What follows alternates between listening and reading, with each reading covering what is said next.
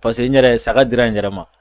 ngane tata ne taranta kuno wala boya de pour la de jafa ya donc kuna dali ya matara jo mais saga kuina oui ye fin of la mi a me préoccupé doni oui parce que ado ne kunti faire téléphone ado ça amna dundo mina oui mais togo do fo surtout ye Seydou Morni Ben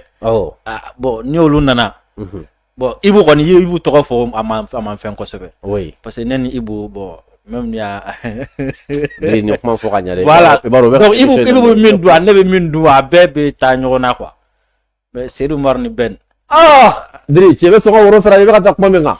chebe so ko woro sara do ko tematola kundo no dumini ko ka bo sari no ma ye kana kan ou bien ko ni robo dana i kan to ni robo dana sinon na mona dumini kan te fa ne ko ntena fa d'accord donc o tlo wala sidibe ambi be fo d'accord ka fleli kala bela jelen fo oui ki ira fo ko sobe sincèrement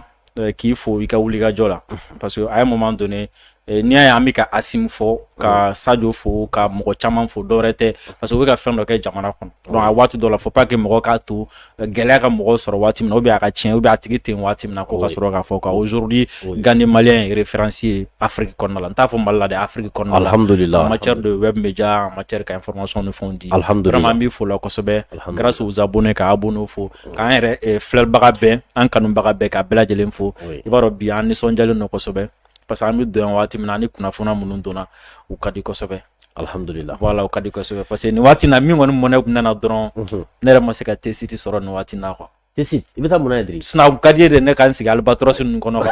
ka mɔgɔ ninnu bolitɔla lajɛ quoi ayi mais ni kɛlɛ banna an bɛ taa kɛlɛ victoire finale a fêter ka taa Kidal o la ne y'o de fɔ ne tɛ don car kɔnɔ n tɛ don foyi kɔnɔ Albatros de bɛ taa mɔgɔ ye an ka cɛ suko soit barangate et puis an b'a kɛrɛnkɛrɛn Albatros ni suko minnu ye baara kɛ kunun ni bi an b'a k'olu ye an bɛ don olu kɔnɔ olu ye baara kɛ olu ye baara kɛ an bɛ don olu an da bɛ don olu la an ka sigi kɔnɔna la voilà an b'a fɔ fasoden bɛɛ ye bi ye mardi ye 30 août 2022 an nisɔndiyalen b'a dɔn ka sabu kɛ thème min bɛ an bolo bi a nisɔndiya fanga ka bon an ye kunnafoni jɛlenw sɔrɔ kunnafoni min y'a yira an na k'a fɔ armée malienne k'u bɛ ka pogo dɔn terroristes la mɛnaka a kunnafoni nisɔndiya fanga bonyana ka sabu kɛ jumɛn de ye o ko k'a fɔ an ka hélicoptère mun nana sisan n'a a dɔ ye Albatros ye ko Albatros bi ko a mankan yɛrɛ n'i y'a mankan mɛn mɛnaka bi i b'a dɔn k'a fɔ tiɲɛ yɛrɛ la ko wasa dan don terroristes bɛ k'u yɛrɛ ɲini bi nka sani an da ka se terroristes ka kuma ma jamana kɔnɔdenw aw kumada ye anw ye aw tulo ye anw ye aw ɲa ye anw ye ala ta kɔfɛ aw bɛ sigi ka anw lamɛn n'an ye min fɔ aw dalen don an kumakan na o de kama n bɛ mɔgɔ wele ka na min ka kodɔn ka bon min ka faamuyali ka bon n y'o de fɔ aw bɛɛ ye n bɛ segin a kan waati bɛɛ n ko anw sigi kun tɛ yan bezi ko ye an sigi kun bɛ yan ka jamana kɔnɔdenw kunnafoni ni an mago sera bezi ma don min na k'a sɔrɔ sira min fɛ an b'o dɔn mais bi o tɛ an sigi kun ye an y'a ye dɔgɔkun kɔnɔna la journal dɔ bɛ yen aw b'a dɔn ko journal 22 septembre journal 22 septembre bɔra ni kumakan dɔ ye a directeur de publication ko jɔn a directeur de publication ko Sana Takiw aw bɛ jɔn wa a directeur de publication ko Sana Takiw a journal bɔra ni kumakan dɔ ye ko ministère de la protection de la sécurité et de la protection civile ko o yɔrɔ la ko marché dɔw sanni fɛ k'a kɛra yuruguyurugu da ɲɛ ko ka faso nafolo ta ko ka kɛ lemuruba k'a dun a kumakan ye fan bɛɛ labɔ an ko an sigi kun ye ka kunnafoni jɛlen di aw ma o de kama Dirisa Mɛmɛ ta a welela ka na Dirisa yala i ye journal i y'a kumakan sɔrɔ wa Sidibe n y'a ye bɔlɔlɔ sira fɛ parce que n yɛrɛ ka journal sɔrɔli a ma nɔgɔn kosɛbɛ donc a article mɔgɔ caman y'a reproduit bɔlɔlɔ sira fɛ n y'a sɔrɔ la donc n sɔrɔla ka taga ɲini k'a lajɛ fɛn min b'a kɔnɔna la mais a ka di n ye kosɛbɛ yanni n ka don journal kɔnɔna la yanni n ka don kuma min bɛ a kɔnɔ yanni n ka don yɛrɛ kɔnɔna la n ka k'an bila an bɛ contexte min kɔnɔna na Mali bɛ contexte min kɔnɔ an bɛ waati min na an bɛ lahala min na o la ni mɔgɔ ye lahala in faamu peut-être min nana fɔ kɔfɛ u b'a faamu il faut que mɔgɔw k'a dɔn k'a fɔ ko Mali ye sira dɔ ta sira min ni ye Modibo Keyita ka 1960 ka discours dɔ lamɛn Somiex dayɛlɛ la a bɛ segin nin contexte kelen kan contexte min don ani kɛnɛma jugu bɛ ɲɔgɔn na kosɛbɛ kɛnɛma jugu min ni a ka bolofara dɔw bɛ kɔnɔna la donc ani Faransi ka gɛrɛntɛ y'a ye CEDEAO Union africaine yan fɛ o gɛrɛntɛ nana bonya kosɛbɛ surtout Asimi nalen fanga la donc fɛn fɔlɔ min kɛra o ye jumɛn o ye k'a essayer ka u lanata k'u nata bɔ voilà k'u nata oui proposition sugu bɛɛ kɛra Assimi oui ni ko in gérer tɔnɔ ni tilala ni organisation internationale min ka di ye an bɛ t'i bila ye ni min ka di ye an bɛ bila ye ça n'a pas marché oui donc i hakili to nin yɔrɔ nin na dɛ oui u y'a daminɛ wari de la ka wari proposer ka jɔyɔrɔ proposer ka bonyaw ni fɛnw proposer ça n'a pas marché oui maintenant o dɛsɛlen ka marché u sɔrɔla ka na don fɛn na sisan nɔ quoi gɛrɛntɛ la sisan donc o la i y'a ye k'a fɔ commencera ka bɔ k'an ka mɔgɔw dɔgɔya coup d'état fila de denw don u bɔra o kɔnɔna la illégitime mɔgɔ t'u fɛ illégal u tɛ sariya kɔnɔna la nin bɛɛ kɛra ka tɛmɛ nin bɛɛ kɛra pour que ka fanga in déstabiliser ka fanga in de bi oui parce que fanga ye sira dɔ ta sira min man ɲi oui donc o dɛsɛlen u ye mun kɛ u nana embargo ta oui embargo min kɔnɔ kuma bɛɛ fɔra k'a sɔrɔ embargo yɛrɛ don ma se fɔlɔ u nana embargo ta embargo fana talen kɔfɛ CEDEAO fɛ u tila ka taa an ka wari minnu bɛ hali UEMOA la minnu ni embargo tɛ ɲɔgɔn sira la minnu ni CEDEAO tɛ ɲɔgɔn sira la ka taga olu fana bɛɛ lajɛlen da sɔgɔ tuguni a bɛɛ kun ye jumɛn i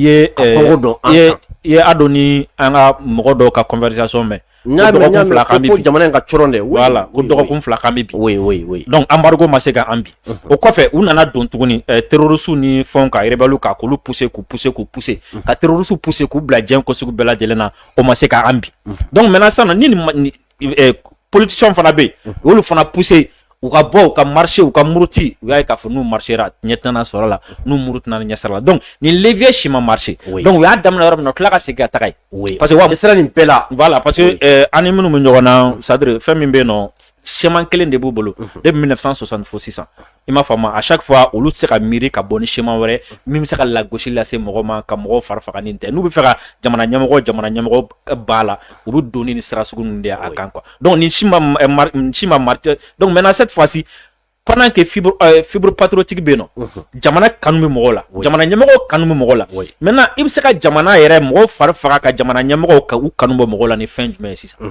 hakili miiri de baw u b'o miirina de kɔnɔ sisan ani minnu bɛ kɛlɛ la u b'o miiriya de kɔnɔna sisan donc pour que ka se ka jamana ɲɛmɔgɔw nɛgɛ bɔ mɔgɔw la ka mɔgɔw fari faga jamana ko la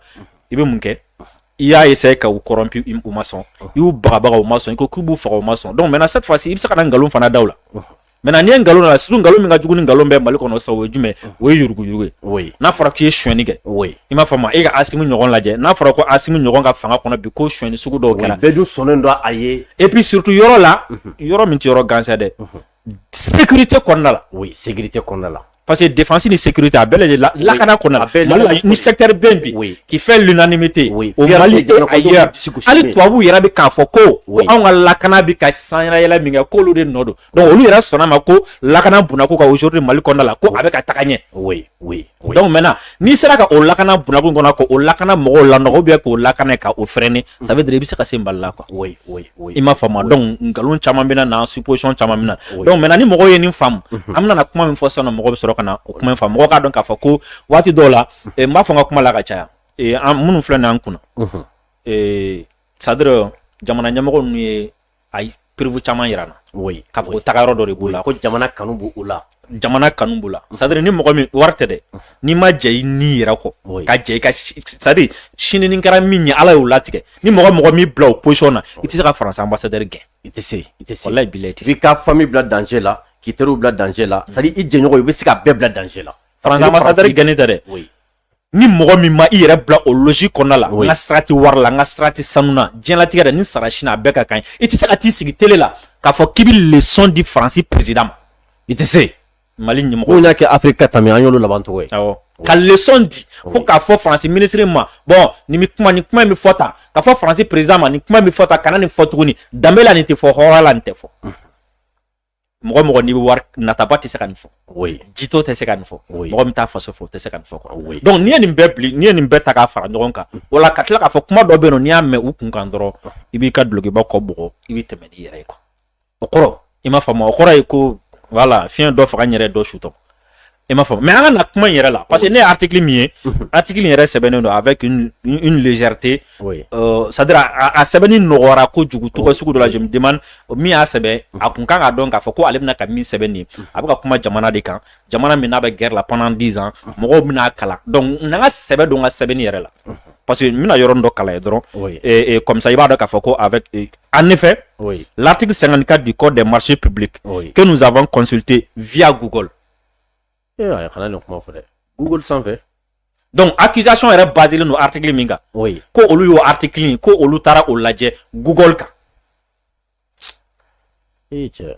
nin doni temuna karamuro bara ide il m'a fait moi bon source wɛrɛ bon, mais ni google ko kuma bon ni étant à ce niveau ka jamana to niveau là oui ni ɲɔgɔn journal ba ni ɲɔgɔn journaliste ba Oui. e kan ka taga copie duro de ta k'a lajɛ mais google sanfɛ ko information ta ka na ka jamana ko den do Voilà. fitne kɔnɔ tan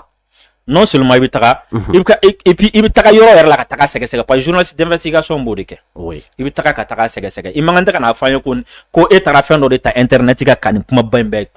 bɛɛ ko i sinsinnen don article min kan k'i y'a ta google de kan quoi moi je pense que ça c'est vraiment de la légèreté baara kɔnɔna la quoi moi je pense que journalisme yɛrɛ la nin bɛ journaliste a bɛ journaliste dɔgɔya a bɛ journalisme dɔgɔya a b'a yira k'a fɔ ko comme si ni anw ka journalistes tɛ sɛbɛ don u ka fɛn saba ta la alors que c'est pas vrai journaliste tɛ yen nɔ an b'a dɔn jamana kɔnɔden caman donna fitne la kumakan min nɔfɛ voilà ko ministère de la sécurité Voilà. et de la protection civile ko ministère la ko nafolo kasabi caman de taara yurugurugu sira non hali o yɛrɛ mɔgɔ min bɛ ka bɔ n'o kuma ye Ah. dalu jɛlen ba t'u bolo ko u sinsin article min kan k'olu taara article in lajɛ google kan google de sanfɛ donc mɔgɔ min taara article de lajɛ google article min ne bɛ se ka min sɔrɔ k'a sɔrɔ ne ma taga mɔgɔ si ɲininka n bɛ se ka wuli ka taga min ɲini sisan k'a sɔrɔ bon ni mɔgɔ min taara article dɔrɔn de ɲini google kan e b'a dɔn wariko kuma kɔni ne taara u bɛ t'o ɲini yɔrɔ min na surtout ko milliard kasabi miliyari kasabi et puis filanan ye jumɛn oui a bɛ fɛn min yɛrɛ kan min yɛrɛ sɛbɛnna oui je pense que kuma dɔ bɛ yen nɔ n'i y'a fɔ cogo dɔ la i bɛ se ka mɔgɔw jatigɛ n'a ye oui i m'a faamu wa i bɛ se k'a yɛlɛma k'a kɛ kojugu ye parce que n'a sɔrɔ n'a kun ko ko détournement d'argent an b'a fɔ a ko k'u ye wari suɲɛ mais ko détournement de procédure parce que i bɛ se ka tubabukan ta bi ka jamana ci n'a ye oui i bɛ tugu quoi oui les gens peuvent faire ça oui. manipuler les mots manipuler les phrases oui. parce que i b'a dɔn mɔgɔ minnu bɛ k'a kalan peut-être voilà comme ça donc détournement de procédure c'est à dire wari suɲɛna o tɛ dɛ ko marché kun kan ka di sira min fɛ k'u y'a bɔ sira fɛ ka taga n'a ye sira wɛrɛ fɛ mais marché exécuté la mɔgɔ kan ka mɔgɔ lagosi kuma ma fɔ mɔgɔ ye non non non non voilà est-ce que marché ma exécuté wa wari in suɲɛna wa a dira min ma o tɛ se de wa ayi o tɛ dɛ ko a kun kan ka kɛ sira min fɛ k'a bɔr'o sira kɔnɔna la deuxièmement o ye fila ye troisièmement marché in yɛrɛ bɛ min kan an ka marché in yɛrɛ an ka kalan o la comme ça i bɛna fɛn caman fana faamu o kɔnɔna la on dit ko un marché que pour la construction notamment de grosses œuvres et travaux de finition du quartier des sous-officiers donc o kɔrɔ ko finitigilakaw de jabala o yɔrɔ dɔw de jɔtɔla don Sidibe o procédure la o kan ka taa tamani kan ka taa fo kunna suguba kɔnɔna la ayi o banna olu tun b'a fɛ ka kɛ cogo min na i bɛ ka tile est-ce que tamani bɛ fɔ non armée ou bien sécurité marché dɔ kunna suguba kɔnɔna la non est-ce que o kan ka di bɛɛ ma est-ce que o bɛ di bɛɛ ma est-ce que o ditɔ la a kan ka t'i jɔ nbɛrɛ la a ye na ne bɛ fɛ ka taga so dɔ jɔ n ka polisi ɲɛmɔgɔ ye n bɛ fɛ ka taga so dɔ jɔ n ka sɔrɔsi ɲɛmɔgɔ ye a ye na ni min bɛ se ka n'a jɔ a ye na o ma ni français dɔ nana ka taga an ka sɔrɔsiw ka logement jɔ c'est des secrets d'état ne m'a fɔ n ko nin fanga ye ne m'a fɔ o tɛ fili dɛ mais diri ninnu fili ka gɛlɛn dɛ aw sa u ka c'est-à-dire ne bɛ fɛ mɔgɔw ka fɛn dɔ de faamu dɔrɔn a dɔn dɔrɔn k'a fɔ ko sécurité fɔlɔfɔlɔ kan sécurité fɔlɔfɔlɔ ye min ye i b'a dɔn logement sécurité fɔlɔfɔlɔ ye min ye i b'a dɔn o ye plan ye cɛ o cɛ n'a y'i ka plan sɔrɔ a bɛ se k'i détruire oui i m'a fɔ ma cɛ o cɛ kan plan b'a bolo a bɛ se k'i détruire k'a sɔrɔ a ma s'i ma o de la kan plan a tɛ di bɛɛ ma hali a tɛ jɔ bɛɛ ɲɛna i m'a faamu donc comment est-ce que ko an ka officiers n'an ka sous-officiers k'olu jaba la donc o bɛna kɛ yɔrɔ min na o zone de sécurité dɔw i m'a faamu parce que ni attentat bɛna kɛ bɛɛ ka jateminɛ kɛ attentat fɛn fɛn kɛra kɔsa in na attaque fɛn fɛn kɛra k'u bɛ ka attaque kɛ ka ɲɛsin kanw de ma sisan kanw ou bien sɔrɔsiw jaba la donc o jɔtɔ la est-ce que o kan ka di bɛɛ ma parce que yɔrɔ dɔ la kɛlen don ka sɛbɛn a kɔnɔ ko u ma appel kɛ u ma bɛɛ wele parce que ko société caman bɛ yen olu bɛ se ka nin so ninnu jɔ mais société caman bɛ yen o bɛ se ka nin so ninnu jɔ mais est-ce que a société kelen-kelenna bɛɛ lajɛlen bɛ se k'a jɔ gundo kɔnɔna la ko a plan tɛ di jugu ma bɛɛ tɛ se o la donc o de la fɛn fɛn bɛ lakana kun kan u b'a tilan o procédure ni procédure tɔ tɛ kelen ye i m'a faamu wa parce que ni mɔgɔw y'a dɔn premièrement ni jugu y'a dɔn sisan nɔ quoi ko e ka plan kɔnɔna la e bɛ fɛ ka avion tan san i bɛ fɛ ka juru ta wa avion ta i bɛ fɛ ka nin avion suguya de san i bɛ fɛ ka nana ye nin don i bɛ fɛ ka taga mara nin yɔrɔ la ni juguw bɛɛ dɔn yan n'a ma se k'i bali k'a san a ma se k'i bali k'a juru ta a ma se k'i bali k'a nana i taara bila yɔrɔ min na a bɛ taa jeni ka to yen donc o de la a marché a tɛ di bɛɛ ma i m'a faamu en plus munna a tɛ di bɛɛ ma tuguni n'a dira bɛɛ ma a bɛ taga bin jugu dɔ bolo kɔnɔ n'a binna jugu kɔnɔ a bɛ se ka taga minɛnkolon feere i ma ou bien comme an bɛ sogo de la sisan n'a bina jugu bolo kɔnɔ sisan quoi a bɛ se ka solankolon jɔ ka di an ma i m'a faamu en plus k'a solankolon jɔ ka di an ma a bɛ se ka an ka so plan di jugu dɔ ma nka ni bɛna misaliya kelen ta ye n'i bɛ immeuble plan dɔn a kɛra étage 3 étage 4 n'i b'a plan dɔn i bɛ se k'a dɔn exactement i mago bɛ bombe kilo joli la pour que ka se k'a bin a yɔrɔ la k'i ka laɲini sabati pour que k'a bin mais n'i t'a plan dɔn donc o kɔrɔ ko béton in i tɛ béton hakɛ dɔn donc e tɛ se k'a dɔn bombe hakɛ sugu kilo jumɛn bɛ se ka nin bɛɛ bin k'a ban donc ni mɔgɔ min sera k'an ka officier ka so jɔ cogo dɔn k'a joli plan dɔn o tɛ se ka nin kɛ o bɛ se k'a feere jugu ma donc kuma yɛrɛ ɲɛsinnen don o fana ma gandi donc o ko man kan tɛ ka ta à la légèreté k'a fɔ ko ka t'o ta ko ka bɛɛ wele ko ka tamanu ni fɛn kɔnɔ et puis min yɛrɛ ko yɛrɛ b'a ye a ma sonyɛni ko kuma foyi t'a kɔnɔ a ma se k'a fɔ ko sonyɛni kɛra ka kuma dɔ ta k'a kɛ kuma jugu ye ka volume ba k'a la ka phrase baw sɛbɛn a kan mais i tɛ se k'a fɔ ko wari sonyɛna a dira min ma o tɛ se i tɛ se k'o fɔ a dira min ma a m'a kɛ i tɛ se k'o fɔ a dira min ma a yɛrɛ delila ka nin sonyɛni kɛ i tɛ se k'o fɔ bon donc ça veut dire que vraiment e kun kan ka taga a journal sɛbɛnni nafa yɛrɛ t'a la ça veut dire que e kun kan ka taga ko wɛrɛ ɲɛɲini kanu fɔ maliyɛnw ye min ni nin tɛ kelen ye quoi i m'a faamu parce que an bɛ yɔrɔ min na bi vraiment on n'a pas besoin ka vraiment ka mɔgɔw esprit chauffer ni nin ko et puis min fana dabali ban dɔɔni n y'a ye fo mɔgɔw bɛ weleweleli kɛ nin bɛ taa moi je me dis an ka soutien yɛrɛ a nature yɛrɛ ye jumɛn mun na cogo di Sidibe oui e ne tɛ nin ye tan to wa ça veut dire que danaya dɔ b'an ni ɲɔgɔn cɛ baara ɲɔgɔnya dɔ la fan dɔ fɛ oui Sidibe ni mɔgɔ nana fɔ ne ɲɛna sisan quoi ko bon komi a man di exemple ninnu ka to ka ta i kan a dun tɛ ɲɛ o kan i bɛ se ka ta technicien bon ni mɔgɔ Dawuda kan ka ta i kan bon ni mɔgɔ min nana fɔ ne ɲɛna sisan quoi ne bɛ Dawuda dɔn hali yala an ka fɛn daminɛ sisan quoi k'a bɛna kuranɛ haya dɔ yɛrɛ la donc ni mɔgɔ min nana fɔ ne ɲɛna sisan quoi ko Dawuda binna ale muso kan Sidibe mɔgɔ ka hakɛ to exemple la dɛ ne b'a Dawuda ka silamɛya ka bon cogo min na Dawuda tɛ hali sunkurun tigɛ kuma tɛ ka bin walimuso kan o ye danaya ye oui sayi i mago tɛ k'a ɲininka k'a fɔ k'i bɛ dalu ɲini o la quoi a tigi kɔni ɲɛna ne tɛ fɛn foyi n bɛ se ka taa n ka investigation fitinin kɛ ko bien n bɛ Dawuda ɲininka nin kuma min ka fɔ i kan i m'a faamu mais fo ni a tigi nana dalu jɔnjɔn de yira n na min cicogo foyi t'a la o la n bɛ sɔrɔ k'a fɔ hali o la n tɛ kuma dɛ n b'a fɔ i sigi yan n bɛ Dawuda wele Dawuda na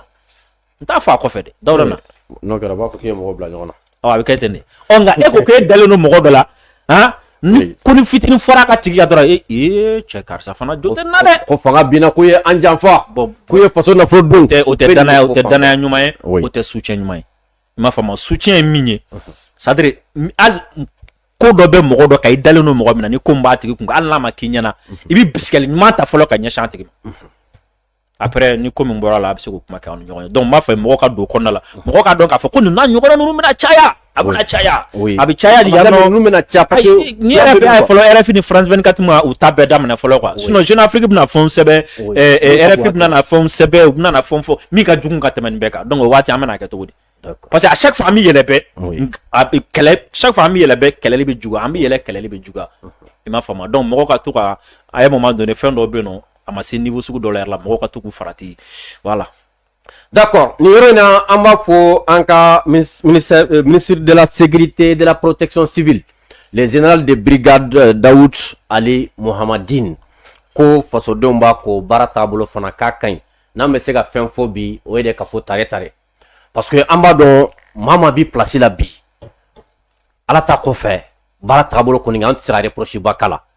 n m'a fɔ fanga in dafalen don mais fanga in bɛ ka taabolo min kan bi taabolo ka ɲi ndiri sani an ka dɔn an ka thème filanan kɔnɔ an ka sponsor dɔ fana ye Ɲala Immobilier ye ni maa mun b'a fɛ ka dugukolo san dugukolo jɛlen titre foncier a bɛ se ka Ɲala Immobilier mɔgɔw wele 76 45 76 88 u ka papier bɛɛ lajɛlen ye titre ye san 1 san 2 fo san 3 u bɛ se ka temps d'i ma i bɛ se ka sara temps min kɔnɔna la ni an bɔra o yɔrɔ la Dirisa an y'a ye k'a fɔ ko Mɛnaka ko nisɔndiya bɛ yen bi depuis dugu jɛra u bɛ ka armée ka exploit de fɔ yen ko armée bɛ ka exploit kɛ l'armée monte en puissance ko terroriste caman fatura yen ka sabu kɛ awa an ka hélico ninnu ye mun bɔra ka na sisan k'u bɛ ka terrain bɛɛ lajɛlen minɛ Dirisa i bɛ se ka mun de fɔ Mɛnaka ta la c'est entre T-Site ni u ka dugu dɔ bɛ yen nɔ yɔrɔ ninnu tɔgɔ fɔli man nɔgɔn kosɛbɛ i b'a dɔn nisɔndiya fɔlɔfɔlɔ min minɛ i b'a dɔn c'est-à-dire avion minnu taara gosili kɛ Sidibe ne fana bolo magar'o la mais n bolo magaw la dɛ donc ne yɛrɛ jɔlen dɔ kɔfɛ bon a kɔni a bɛ se ka kɛ mais est ce que i bolo magara la i bolo maga la en tant que n'i ma don a kɔnɔ ka panier diri a bɛɛ de kelen nin bɛɛ de kelen Sidibe kunu oui d'abord i b'a dɔn zone de 3 frontière in Faransi kalenkan don ko f'u k'a minɛ Faransi kalenkan don k'an tɛ lafiya yen quoi parce que n'an sera ka lafiya zone de 3 frontière la dɔrɔn c'est-à-dire o ye Mali Niger Burkina o y'a terrorisme ko bannen o ye a drogue ko affaire bɛɛ bannen quoi hali a ye rébellion a banna quoi parce que rébellion bɛɛ bɛ labɛn o yɔrɔ ninnu de la yan nɔ quoi donc Faransi kalekan don k'an tɛ lafiya ye et puis Faransi kalekan don fana ko ale dɛsɛra ka yɔrɔ min sécuriser san 9 kɔnɔna la ko an tɛ se k'o sécuriser kalo damadɔni kɔnɔna la donc a bɛ manœuvre bɛɛ la pour que a bɛ se ka kɛ et puis Faransi kalekan don ko pour que ale ka yɔrɔ in sɔrɔ parce que à travers ni Faransi sera ka yɔrɔ in sɔrɔ a bɛ se ka attaque labɛn avec la complicité de Bazoum ka bɔ Niger ka don an kan ka bɔ Burkina ka don an kan i m'a faamu Faransi kalekan don ko f'u k'o yɔrɔ in minɛ et puis Faransi kalekan don fana ani terrorisme kalekan don ko mɔgɔw tɛ lafiya tesi ninnu ni Menaka zone na pourquoi parce que ko yen nɔ ɲɛmɔgɔ minnu tun bɛ yen nɔ groupe armé minnu tun bɛ yen nɔ k'olu y'a kanu ka Mali ta ka sema bila ka Faransi bila donc Faransi kalekan don ko an tɛ lafiya donc kunu an ka mɔgɔw ka patrouille dɔ tɛmɛtɔ la u taara embuscade da an ka mɔgɔw ɲɛ fɔlɔ d'abord dugumamɔgɔw ye baara kɛ comme il le faut mɔgɔw bolibaatɔ ni faralen ɲɔgɔn kan ja a bɛɛ ka di Suko ni Albatros ninnu ye ayi olu ka sira t'o la i farala ɲɔgɔn kan i ma fara ɲɔgɔn kan ale mago bɛ min na ale b'a ka civil dɔn ouais ya donc embuscade kɛlen an ka mɔgɔw ye sebaga sɔrɔ u ka duguma fɔlɔ quoi donc u y'a essayer k'a fɔ k'u bɛ taga k'u labɛn quoi k'u ka segin ka na ka k'u fara ɲɔgɔn kan u bɛ ka fɛn kɛ i jaw kun tɛ kɛ la Suko ni Albatros donna sen na teliya ni et puis hali u ma frappe caman kɛ ɲɛ bɛ nin bɛɛ la u ma caman kɛ oui cɛ n b'a f'i ye u y'a gosi oui k'a gosi oui su ma da dɔn parce que ɲɛ bɛ mɔgɔ dɔw la o ye 50 sɛbɛn dɔw ye 100 sɛbɛn mais su ma da dɔn oui an bɛ waati min na bi min saraka ka ca n'o ye an ma da dɔn quoi an ne yɛrɛ tɛna n yɛrɛ bila ka chiffre fɔ quoi mais ce qui est très important c'est quoi o ye efficacité i m'a faamu parce que avion ninnu taara temps record min kɔnɔna la ka taga nin gosili in kɛ ani dugumamɔgɔ parce que ni avion ninnu b'aw bolo Albatros ni Suko surtout Suko yɛrɛ nafa ye jumɛn dugumamɔgɔ ka se ka a tenu pendant minute damadɔni dɔrɔn quoi olu ka se k'a yira dɔrɔn k'a fɔ ko bon u bɛ nin yɔrɔ ninnu na dɔrɔn a banna Suko ninnu o y'a ka baara bannen u b'u ka baara kɛ oui min kɛra Lutu ka mɔgɔw la hein oui avion y'o de k'u la k'u bɛɛ lajɛlen ka gosili kɛ fo k'a yɛlɛma ta mais oui Sidibe min kan ka Maliyɛn bɛ tɔɔrɔ bi nin ko na o ye min ye min ni bibi na ni comment dirais la dugu in tɔgɔ bolo Sevare ka ni Gawo ka bɛn u si man kan tɛ ka sigi bi o ye jumɛn Sidibe mɔgɔ ninnu taara embuscade da anw ɲɛ anw ser'u la dugumana na avion t'ale gosili kɛ Sidibe yanni an ka mɔgɔw ka taga k'a fɔ ko ninnu ka mɔgɔ minnu sara ani banabaatɔ Croix Rouge de bolila ka taga ninnu ka banabaatɔw ta ka t'u dogo Croix Rouge kelen cɛ Mali kɔnɔ yan Mali la yan Croix Rouge de bolila ka taga ninnu ka bana d'abord premièrement ne bɛ n yɛrɛ ɲininka awɔ Croix Rouge bɛ taa kɛlɛkɛyɔrɔ la o ye tiɲɛ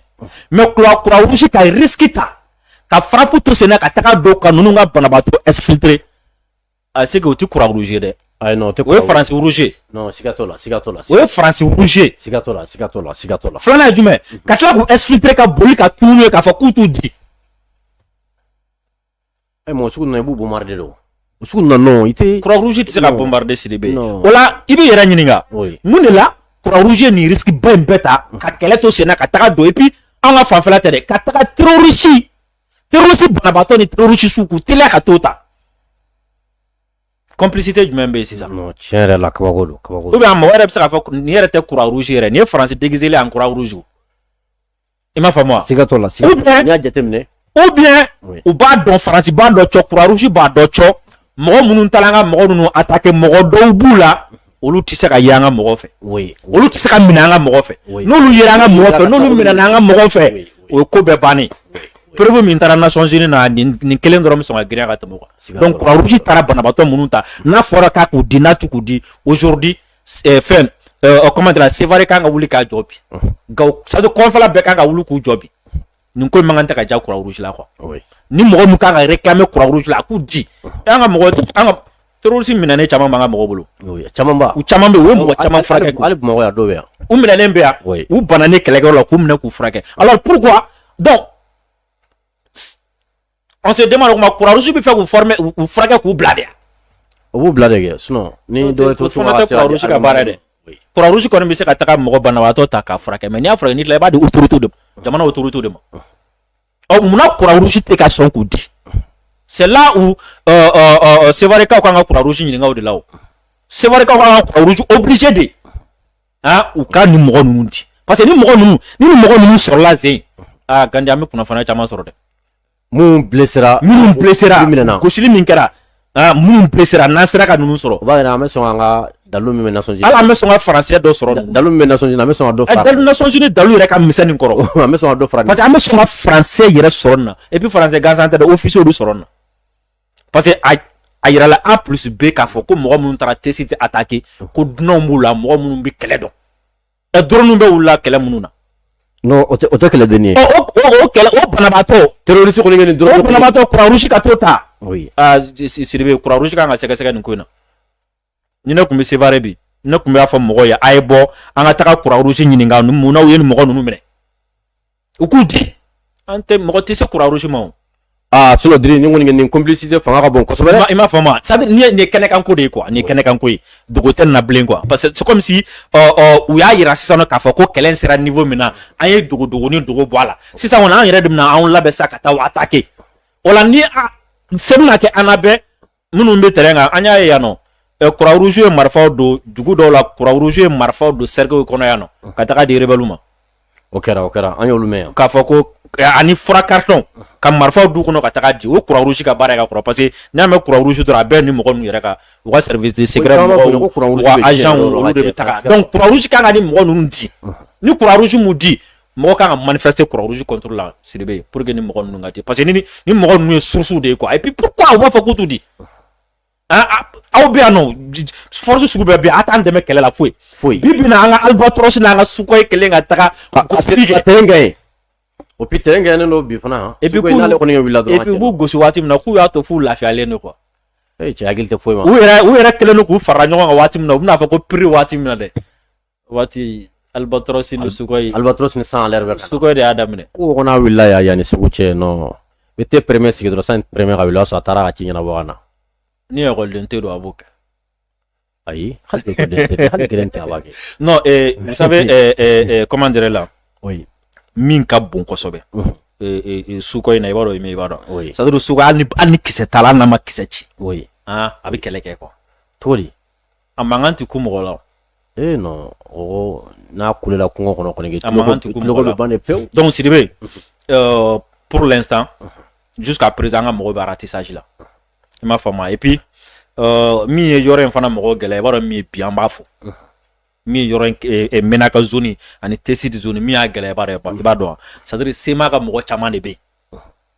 i m'a faamu donc Sema ka mɔgɔ minnu bɛ yen c'est eux qui sont en complicité avec les terroristes oui Diri an yɛrɛ ka kan da si Sema ko ma parce que an y'a ye k'a fɔ k'u bɔra k'u ka congrès kɛ Kidali sisan congrès in kana kan fɛn dɔw yɛrɛ min kɛra sababu ye ka fasoden dɔw tɔɔrɔ yala a bɛ se ka mun de fɔ la MNLA de ye congrès kɛ oui moi je pense que Maliens man kan tɛ ka tɔɔrɔ parce que n'i ye congrès in ye dɔrɔn congrès in ye aveu d'impuissance de don quoi c'est comme si u yɛrɛ bɛ ɲini k'a fɔ cɛ an tɛ se foyi la bilen i m'a faamu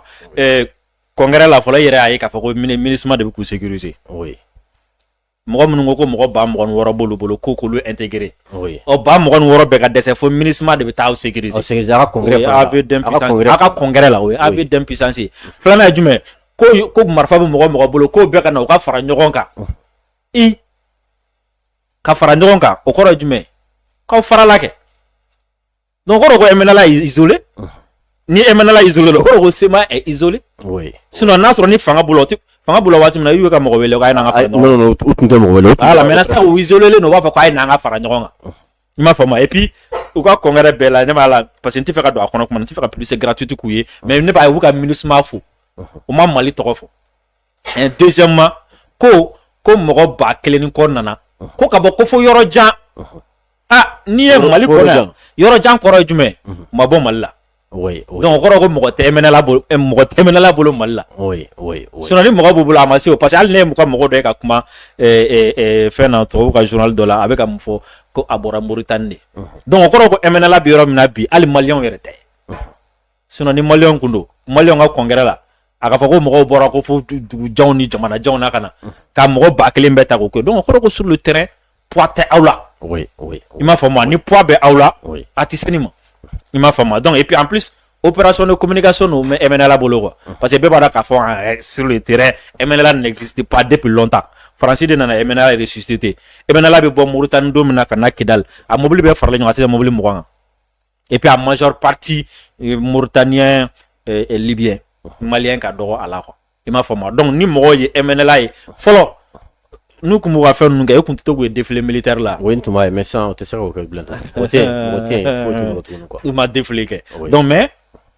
il y a une tâche qu'on a droit. Oui, il va attaquer, premièrement, Pangate ou là.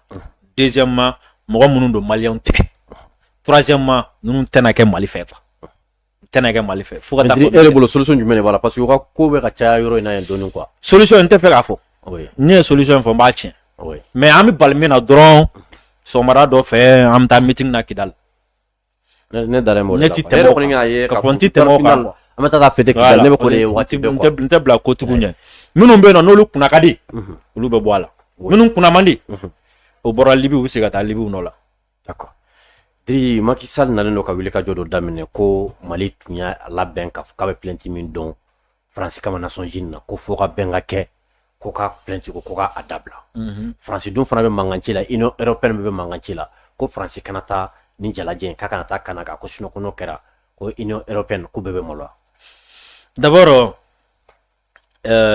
Union européenne o ikirikara o nous be se ko ka kuma fo du ngana la. Oui. Ma fama nous si se ka fenge sans fait. Ma fama kele flana mi Macky Sall bi bara chama de la ñogo fait quoi. Premièrement prévu sur la France contre là. Macky Sall est Union africaine de Niamoy. Union africaine sigira de koka farafna jamano de kolosi. Kuka here kolosi ni moko kuka be gela la seuma. Ube ne gela na se farafna ma. Macky Sall kanka wuli ka kuma.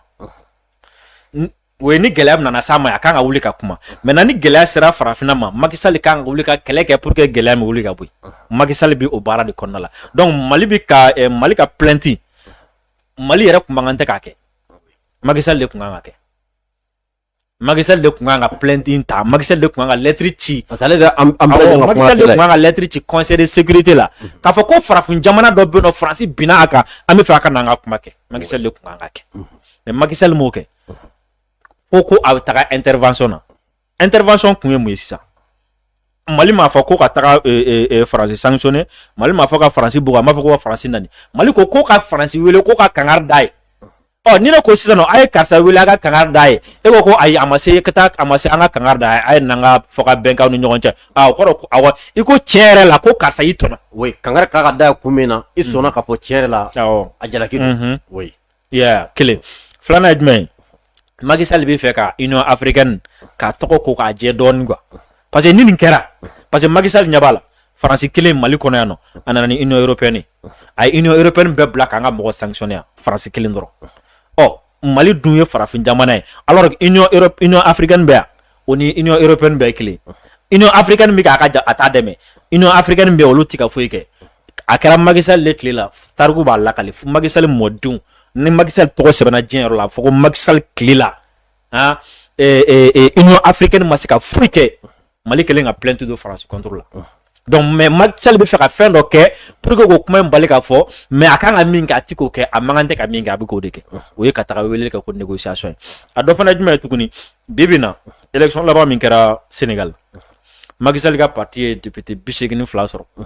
opposition Ousmane Sonko le panafricain hein député bichegini flador de bu noko Macky Sall ma se ka majorité soro pour ka se ka majorité soro atara opposant do de négocier kana o faraleka donc ça veut dire que sur le plan intérieur politiquement Macky Sall légitimité ta la Sénégal. Donc ni légitimité ti lega jamana konna la ina fa makoro minke si tu n'es pas légitime à l'intérieur il faut que la légitimité internationale ni ko ke ga légitimité intérieure ka booster ni ko donc ni Macky Sall bina tani nga sigi minge farafna to la donc Macky Sall bolo na le sera ka ni réseau amna France ka manja soro na France ka manja soro donc Macky Sall ga jamana do mina ya vraiment c'est quelqu'un qui gère bien les choses hein akelo nu ga Union africaine maîtriser ali Mali ne France ni ko tia kele a sera ka foka ba donc Macky Sall bi to soro ou quoi jamana ka dawo faraka aka comment dire là aka côté kan quoi et à la pele le mi o jume ni Macky Sall sera ka France kishi moloma o goro ko Macky Sall manda me na le tukuna baso o ka bona be Macky Sall o campagne do damina to la parce que Macky Sall filɛ nin yɔrɔ min na a yɛrɛ b'a dɔn cɔ n'u taara élection na Sonko b'a ci siga de to la siga min bɛ se k'a dɛmɛ sisan nɔ o ye farafin jamanaw ka fara ale kan ani faransi ka fara ale kan u ka taga namara dɔ kɛ Sonko la a bɛ se k'o sɔrɔ ni jumɛn ye n'a taara faransi bɔ bolo la ka faransi kisi malo ma o la France va se sentir redevable envers Macky Sall et en retour Macky Sall va gagner quoi les élections prochaines. Macky Sall bi au jeu de corner là sinon ça n'a rien à voir Mali côté fin côté sinon n'a sɔrɔ ni Mali ko kundo imaginez Mali ka nin bɛɛ prévu fara ɲɔgɔn kan Macky Sall Union africaine de kun kan ka wuli bi négociation tɛ dɛ e bɛna mun négociation kɛ u kun kan ka réunion extraordinaire de kɛ nin na Union africaine kun kan ka session extraordinaire de kɛ Mali bolo avant déjà ka se ka Mali dɛmɛ nin bɛ ko bon voilà c'est un pays africain c'est un frère. Bon, un frère vient de nous dire que Kafoko donne un bi aka. Au réunion d'urgence et Jack Yadeo. Coopérez-vous babolo. Bon, bon, ka frère y est bon, vraiment, il faut me benika dans l'obi bolo. Bon, akera toko didi. Ou là, ou à Maya, il faut le quoi. Ou réunion quand ka Jack Wala. Mais au mot chic, ça veut dire qu'ils sont pas de bonne foi. Ça veut dire que intervention compte à unye. Mais ou bébé minga mara kon no français quoi. Kasi ko kishi tomna kabo moloma. Et puis, Sidibé. Conseil de sécurité sigira o a ma sigi o Mali gɛnna yeni kuma fodri yeni kuma fo ya a bɛ siɲɛ caman bɔ oui a sigira o a ma sigi o Mali gɛnna premièrement depuis don min na n'an y'a fɔ ko ka lettre ci conseil de sécurité la ko faransi binna an kan a dalilu bɛ an bolo an bɛ fɛ sigi ka kɛ a don fo bi faransi jaabi jumɛn di jaabi min bɛ se ka fɔ a tiɲɛna maliyɛnw vraiment manamanakan fɔlɔ don a tɛ yen oui hali bi u ma kuma quoi non u tɛ se RFI n'a ka u tɛ se ka fɛn fɔ donc ni sigi kɛra victoire est jumɛn ni sigi kɛra faransi bi diɲɛ bɛɛ bɛ n'a ye ko la France est un pays qui agresse la France est un pays qui crée des rebelles des terroristes ou autres bɛɛ bɛ n'a dɔn k'a fɔ a ja Mali jo tun bɛ faransi la an bɛ wulikajɔ min na faransi contre la ja u jo bɛ ka ambassadeur gɛn u jo bɛ ka RFI gɛn u jo bɛ ka France 24 gɛn u jo bɛ ka Barkhane gɛn ni sigi kɛra diɲɛ bɛɛ bɛ na bɔ o kalama et puis sanction dɔ ka ta faransi contre la kelen et puis farafin jamana bɛɛ bɛna na ban faransi la o la ni terroriste yɛrɛ diɲɛ yɔrɔ o yɔrɔ mɔgɔ si tɛ ɲininkali kɛ bilen bɛɛ b'a fɔ ko cɛ in ka baara don ni réunion ma kɛ Mali ye victoire sɔrɔ ni réunion ma kɛ o kɔrɔ ye jumɛn ko Mali y'a yira k'a fɔ ko conseil de sécurité yɛrɛ sigi kun tɛ ko conseil de sécurité tɛ i m'a faamu wa u y'a fɔ k'a fɔ k'u bɛ taa ni ka segin min na quoi k'a fɔ ko an bɛɛ ye kelen ye démocratie y'an fɛ farafin ni farajɛ bɛɛ ye kelen ye an bɛ légalité ko kɛlɛ dilan o fana tɛ tiɲɛ ye min ka bon n'a bɛɛ o ye jumɛn diɲɛ bɛna fɔ pourquoi la France a fui le Mali au conseil de sécurité n'a ma kɛ pourquoi la France a fui le Mali bɛɛ bɛna ye o munna faransi bolila Mali ɲɛ conseil de sécurité la a ti tɛmɛ tile naani kan fɛn américains ye conseil saisi